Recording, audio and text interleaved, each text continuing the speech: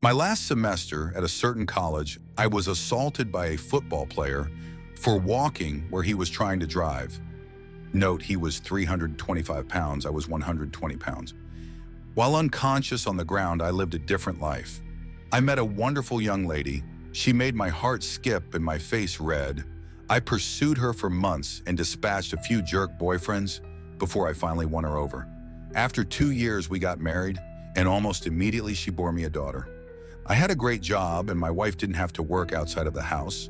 When my daughter was 2, my wife bore me a son. My son was the joy of my life. I would walk into his room every morning before I left for work and doted on him and my daughter.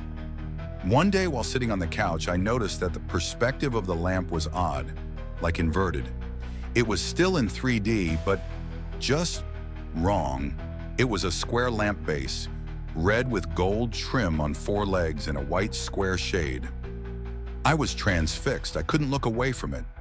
I stayed up all night staring at it. The next morning, I didn't go to work.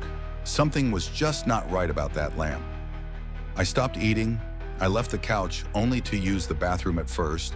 Soon I stopped that too, as I wasn't eating or drinking. I stared at the lamp for 3 days before my wife got really worried.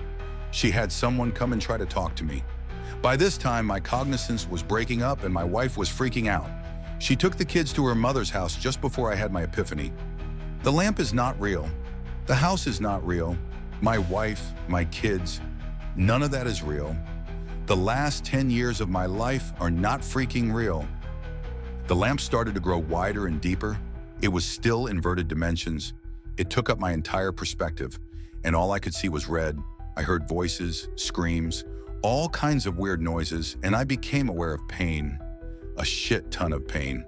The first words I said were, "I'm missing teeth," and opened my eyes.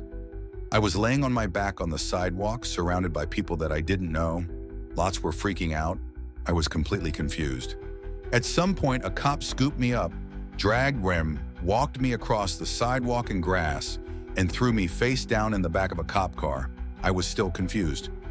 I was taken to the hospital by the cop. Seems he didn't want to wait for the ambulance to arrive and give CT scans and shit. I went through about 3 years of horrid depression.